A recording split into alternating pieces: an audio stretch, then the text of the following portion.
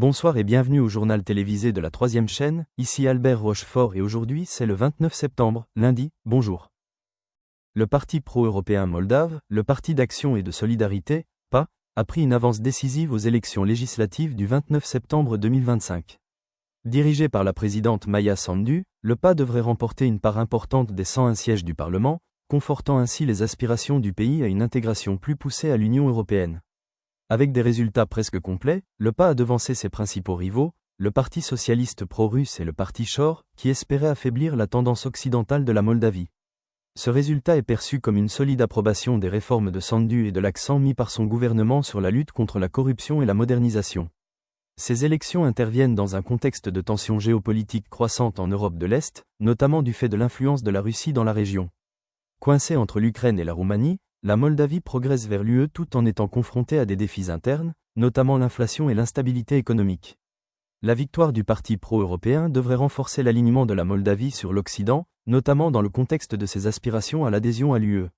La dynamique politique de Sandu devrait se poursuivre, car elle cherche à promouvoir de nouvelles réformes, même si le pays est aux prises avec les effets persistants des pressions extérieures et des divisions internes. En réaction aux résultats, Sandu a salué le scrutin comme une victoire pour l'avenir de la Moldavie, soulignant son attachement aux principes démocratiques et au renforcement des liens avec l'Europe. Alors que le PA s'oriente vers une majorité parlementaire, la voie du pays vers l'intégration européenne reste au centre des préoccupations. L'ancien président américain Donald Trump a rencontré le Premier ministre israélien Benjamin Netanyahou à New York le 29 septembre 2025.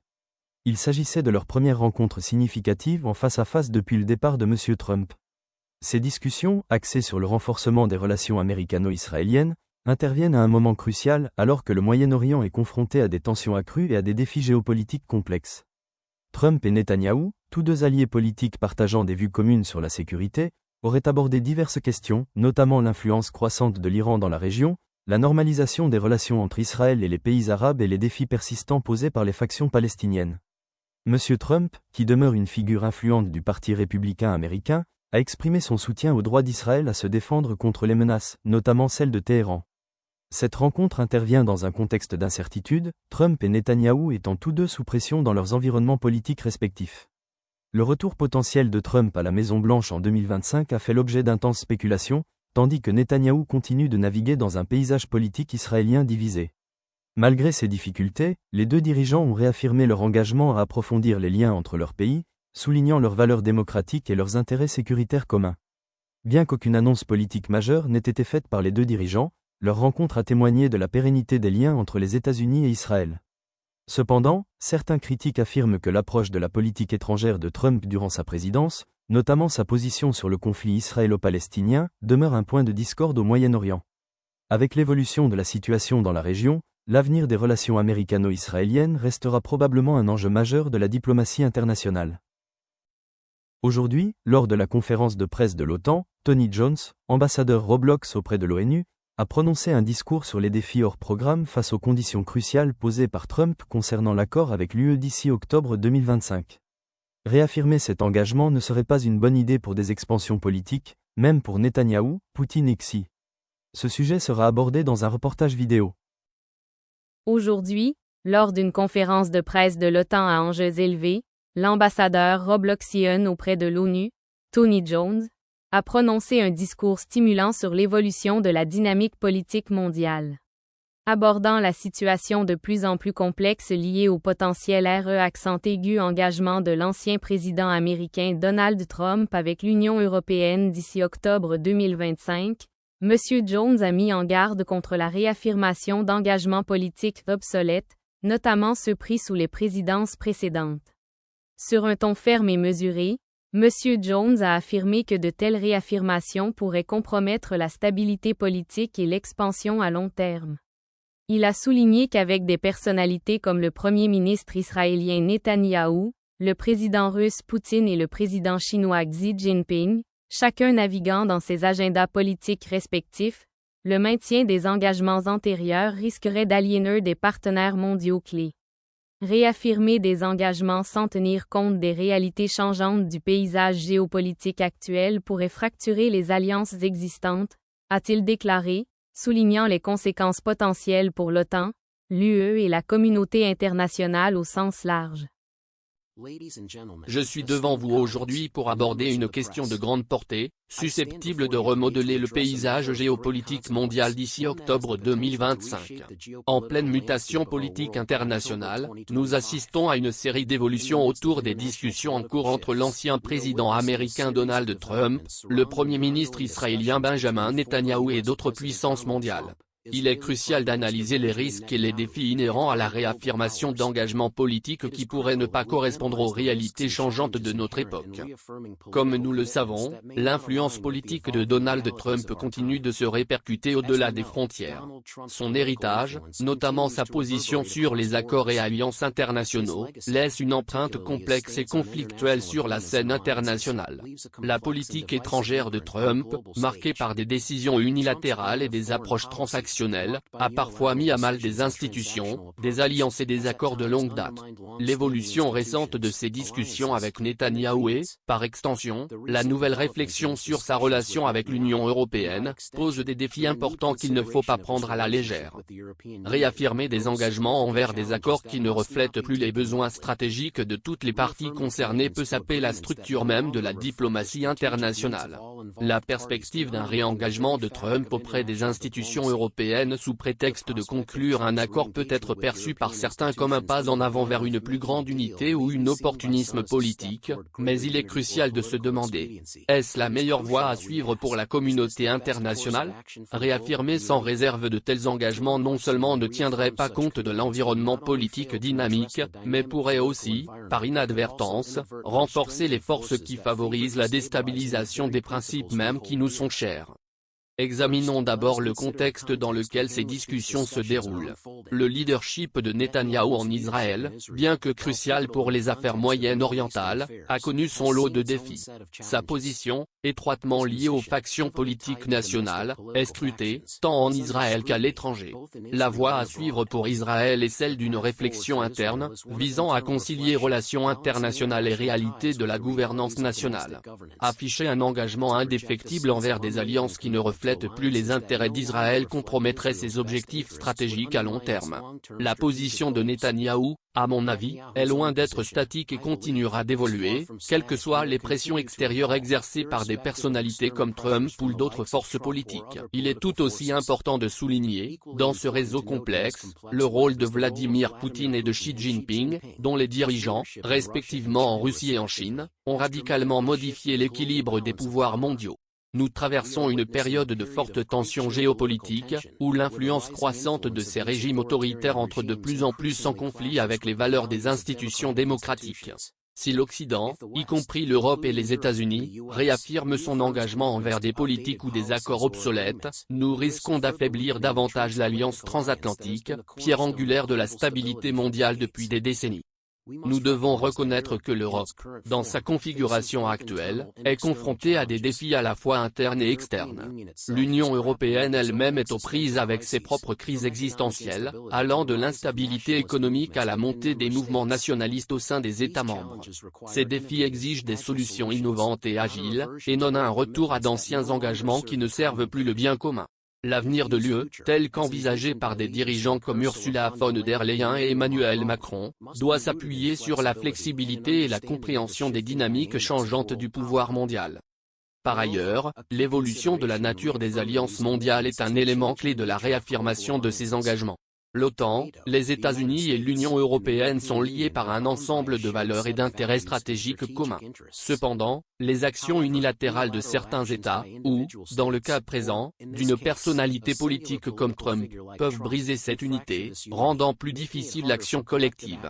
Le contexte actuel exige une diplomatie nuancée, et non une réaffirmation impulsive d'alliances passées, en particulier lorsque celles-ci ne sont plus en phase avec nos préoccupations de sécurité commune.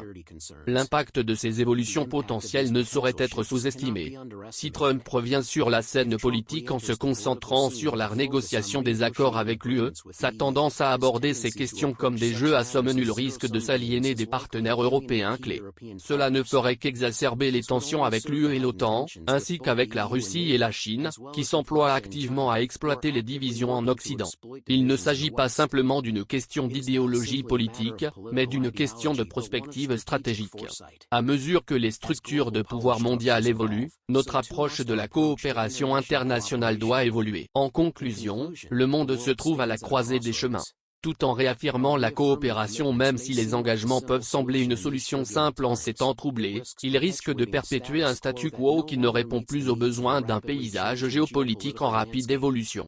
Nous devons plutôt privilégier la flexibilité, l'engagement et le dialogue, en reconnaissant que les défis politiques à venir exigent une réflexion nouvelle, et non des réaffirmations dépassées. Pour que la communauté internationale prospère, il est impératif de nous adapter aux nouvelles réalités de notre époque. Ne nous laissons pas enfermer par des engagements qui ne servent plus l'intérêt collectif, mais œuvrons plutôt à la construction de nouveaux cadres de coopération reflétant la nature dynamique de notre monde. L'avenir n'exige rien de moins. Merci. Son discours, qui s'inscrivait dans le cadre d'une discussion plus large sur la diplomatie mondiale, a soulevé des questions quant à l'avenir des relations entre les États-Unis et l'UE et à l'unité de l'OTAN. Jones a souligné que, plutôt que de réaffirmer d'anciens accords, les nations devraient adopter des approches plus flexibles et innovantes en matière de coopération internationale. Ces remarques ont ouvert la voie à une discussion plus approfondie sur l'évolution de l'ordre mondial et la nécessité de stratégies adaptatives face aux défis émergents. Le discours a suscité des réactions mitigées parmi les participants, ce qui indique que le débat sur le retour potentiel de Trump sur la scène internationale est loin d'être clos. Des images vidéo de la conférence ont capturé le discours passionné de Jones, soulignant l'importance des décisions auxquelles les dirigeants mondiaux seront confrontés dans les mois à venir. Chaîne de télévision française 3e, le jour de l'information. Nous ne pouvons pas nous permettre de perdre l'élan diplomatique actuel, fragile, a déclaré l'actuel secrétaire général de l'ONU, Antonio Guterres, lors d'une réunion d'information de haut niveau du Conseil de sécurité sur l'Ukraine, tout en réitérant son appel à un cessez-le-feu complet, global et durable. Comme il l'a rapporté au siège de l'ONU. I now give the floor to the Secretary General, His Excellency Mr. Antonio Guterres.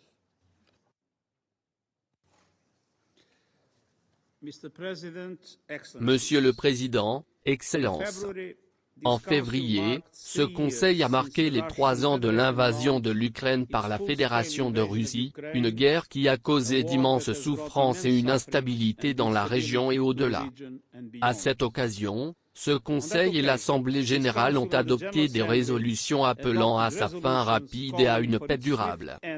Depuis lors, nous avons assisté à un engagement diplomatique intense. Mais nous avons également constaté une intensification des combats en Ukraine et, parfois, en Fédération de Russie. Les civils ukrainiens continuent de subir des bombardements incessants dans leurs maisons, leurs écoles, leurs hôpitaux et leurs abris.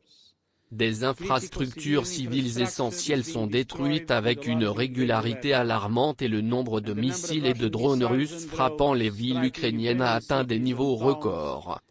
En conséquence, ces derniers mois ont enregistré un nombre de victimes civiles parmi les plus élevés depuis le début de la guerre. Au total, plus de 14 000 civils, dont des centaines d'enfants, ont été tués en Ukraine. Plus de 36 000 civils ont été blessés, et ces chiffres ne sont que des chiffres vérifiés. Les civils en Fédération de Russie sont également de plus en plus touchés. Soyons clairs, les attaques contre les civils et les infrastructures civiles sont interdites par le droit international. Elles doivent cesser immédiatement. En Ukraine, l'accès à l'eau, à l'électricité, aux soins de santé et à l'éducation a été gravement perturbé. Des frappes massives contre les infrastructures énergétiques ont menacé de plonger des millions de personnes dans le noir et le froid, confrontées à un hiver rigoureux. La menace qui pèse sur les sites nucléaires demeure extrêmement préoccupante, notamment à la centrale nucléaire de Zaporizhia. Toutes les parties doivent assumer leurs responsabilités et respecter le droit international afin afin de protéger leur sûreté et leur sécurité. Les Nations Unies restent pleinement mobilisées pour poursuivre leur aide vitale à toutes les personnes dans le besoin. J'appelle les donateurs à accroître leur contribution au plan d'intervention humanitaire pour les personnes touchées par la guerre en Ukraine et dans toute la région. J'exhorte toutes les parties à garantir un accès humanitaire sûr et sans entrave aux plus vulnérables, où qu'ils se trouvent.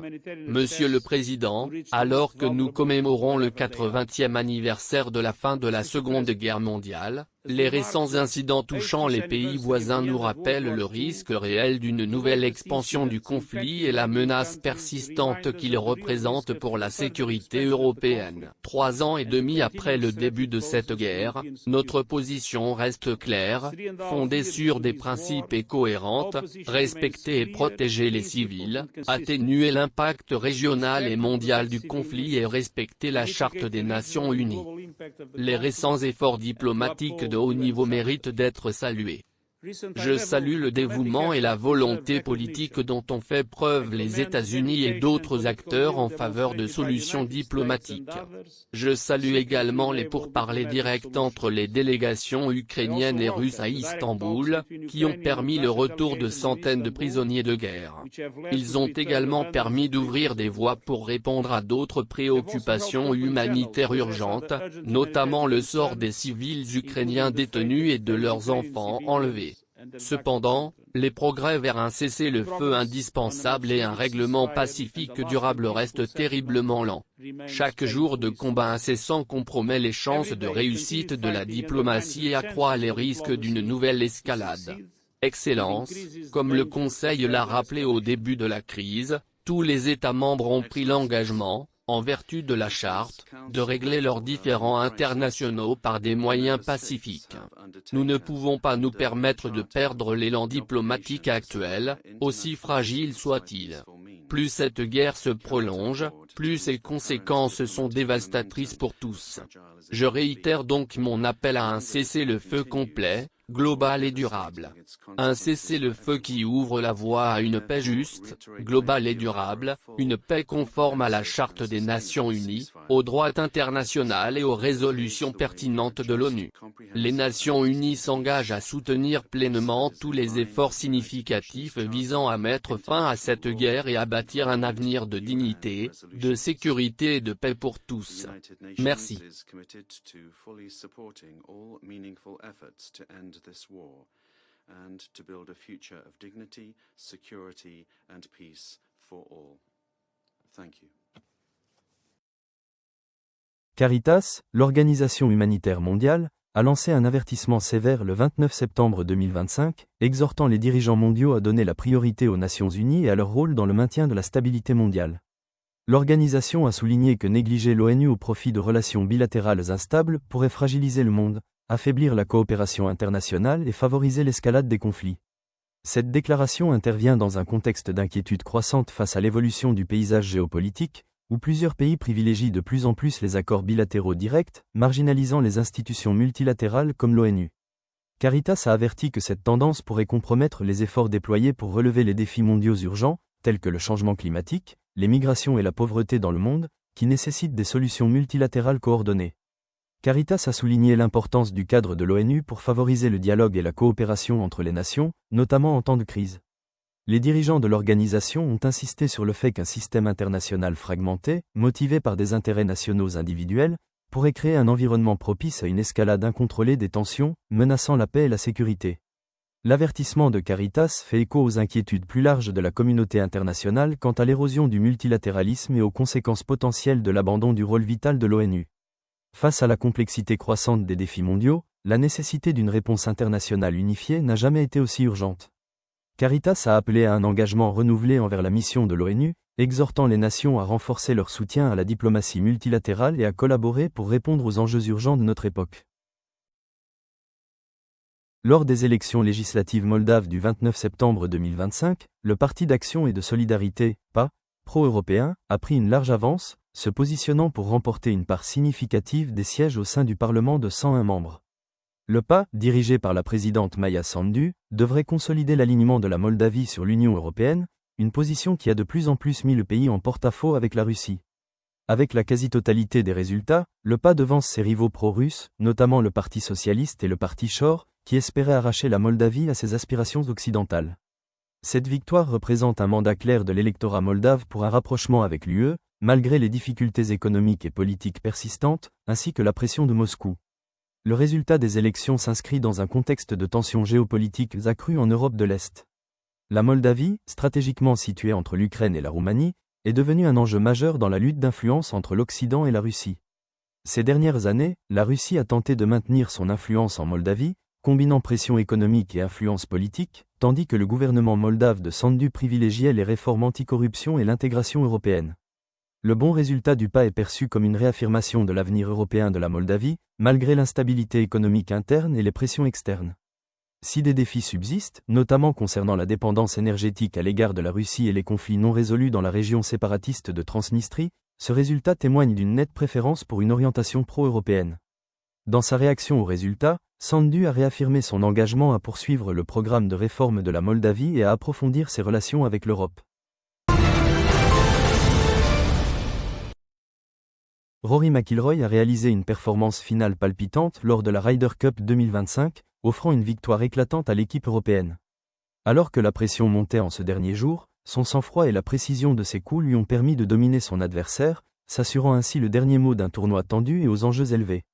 Le golfeur nord-irlandais, connu pour son esprit de compétition acharné, avait essuyé des critiques plus tôt dans la semaine suite à quelques défaites difficiles, mais il s'est racheté de manière spectaculaire. À égalité au dernier trou, McIlroy a inscrit un putt décisif pour remporter son match et, ce faisant, assurer la victoire finale à l'Europe, enflammant le public local. Cette victoire marque un tournant dans la carrière de McIlroy, renforçant sa réputation de joueur parmi les plus talentueux et les plus résistants du sport. Sa capacité à performer sous pression a été pleinement démontrée, lui permettant de surmonter ses difficultés précédentes et de briller au moment crucial. Cette victoire revêt une importance particulière, car elle intervient lors d'une Ryder Cup largement considérée comme l'une des plus intenses et des plus disputées de ces dernières années. Les deux équipes se sont livrées bataille tout au long du week-end, mais la performance décisive de McIlroy dans les derniers instants restera gravée dans les mémoires. Sa victoire ajoute une nouvelle dimension à l'histoire riche de la Ryder Cup et souligne la place de McIlroy parmi l'élite du golf, permettant ainsi à son héritage de continuer à grandir. Pour McIlroy, la victoire ne se résume pas à gagner. Il s'agit de faire taire ses détracteurs et de montrer au monde que son meilleur golf est encore à venir. Lors d'une confrontation haletante en séries éliminatoires WNBA le 29 septembre 2025, le Phoenix Mercury a triomphé du Indiana Fever, s'assurant une victoire cruciale pour accéder aux playoffs. Ce match, riche en rebondissements, a vu le Mercury s'imposer de justesse 92-89 devant un public comble à Phoenix. Le Mercury était mené par sa joueuse vedette Diana Taurasi, qui a livré une performance décisive dans les dernières minutes, inscrivant 12 de ses 28 points au quatrième quart-temps. Son leadership et son sang-froid sous pression ont été déterminants pour assurer la victoire à Phoenix, qui a résisté à une remontée tardive d'Indiana. Skylar Diggins-Smith a également largement contribué, ajoutant 18 points et délivrant 7 passes décisives, démontrant la profondeur de l'attaque de Phoenix. Le Indiana Fever, qui s'est battu avec acharnement tout au long du match, a également connu des moments d'éclat. Kelsey Mitchell et Nalissa Smith ont toutes deux réalisé des performances exceptionnelles, Mitchell inscrivant 22 points et Smith ajoutant 19 points et 10 rebonds. Malgré tous leurs efforts, les Fever ont échoué dans les derniers instants, une perte de balles cruciale et des occasions de tir manquées permettant à Phoenix de conserver sa faible avance.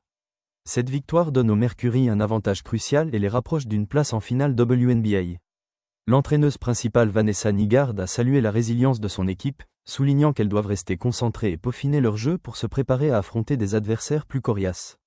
Pour Phoenix, cette victoire renforce non seulement leurs espoirs de play-off, mais réaffirme également leurs ambitions de titre pour la saison 2025.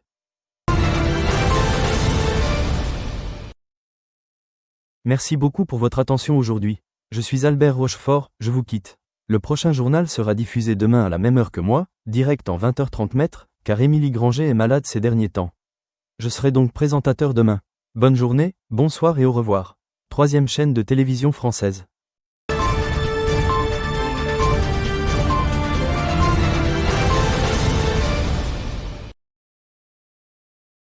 Le sponsor de l'exposition est MC Donald France. Le sponsor de l'exposition est Service de nettoyage Monsieur Propre.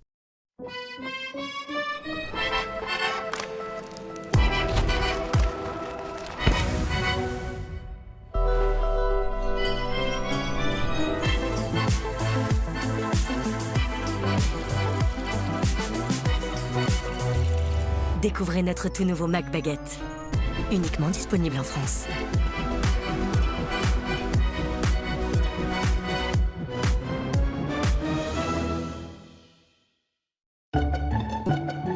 Vous avez l'impression que la graisse se répand partout dans votre cuisine? Eh bien, regardez de plus près, elle n'est pas seule. En réalité, la graisse forme un cocon protecteur qui permet aux bactéries de se développer rapidement. Nouveau Monsieur Propre, Flash Propreté. Dissout rapidement la graisse, tout en éliminant 99,9% des bactéries et le virus de la Covid-19. Pour des surfaces impeccablement propres et saines, tous les jours, sans effort. C'est ça, la propreté de Monsieur Propre. Monsieur Propre.